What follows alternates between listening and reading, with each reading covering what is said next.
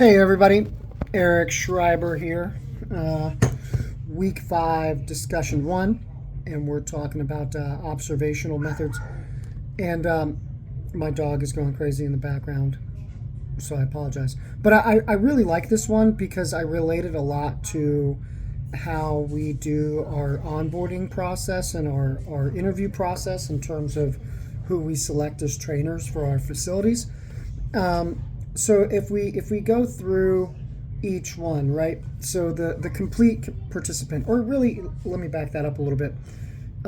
In terms of being a trainer in general and observational studies, I think the first one, the complete participant, where you're fully involved and immersed in the environment being studied without the participants knowing you're a researcher, I would align that or relate that to something like a certification course, right? Where you're in a big group setting, you're studying trainers who are maybe just starting in the field, and you're observing their behavior, how they work together, their critical thinking skills, and how they question things in terms of protocols and processes and systems. So I think that from a complete participant scenario in terms of observational research, that's how I would relate that. I did a PPSC course, and I just kind of watched everybody, and it was fun to see newer trainers, with that aha moment, with even some of more, or less novel information, but it's kind of fun to watch.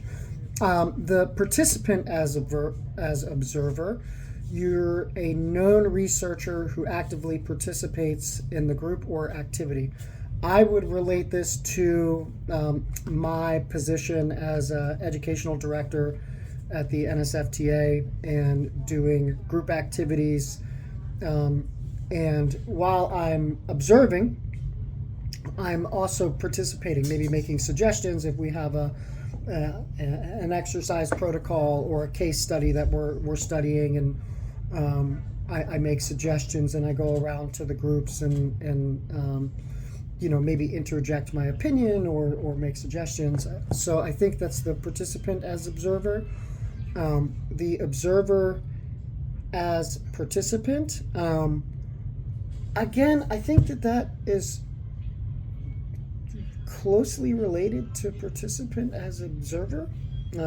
Your primary role is an observer, but you occasionally engage with participants. Well, so where I think this comes into play in my day-to-day is during our interview process. We have a relatively rigorous process where we have to do face-to-face phone call.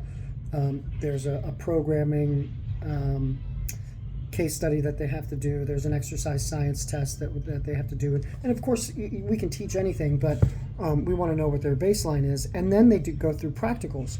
So if my primary role is an observer but occasionally engage, this would be during the practical when they are working with a client and we are observing how they coach, cue, demonstrate.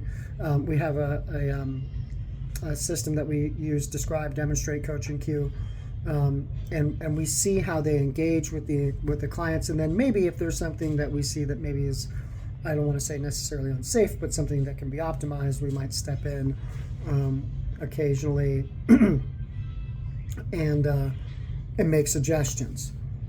And then the complete observer, you remain completely detached with no interaction with the participants.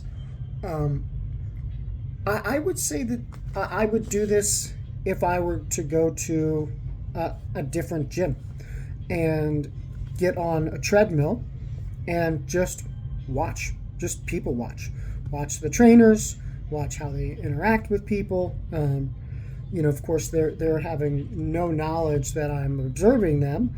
I'll probably put my hoodie on, and I do this, right? I'm a business owner. I don't. I want to go to other facilities and see where we can be better and see what other people are doing. So there's several gyms a little further outside the area because people know me, where I'll just go and I'll just watch, and maybe online I'll watch. Not so much like Instagram influencers, but I really like Nick Tuminello, and I'll watch some of his stuff. And so maybe I'm being an observer in that way because I'm not directly engaging with him. But yeah, I think I've hit all of them, and that's really how I view these in terms of my day to day and what I do for my profession as a training facility owner. And yeah, thanks very much. See you guys later.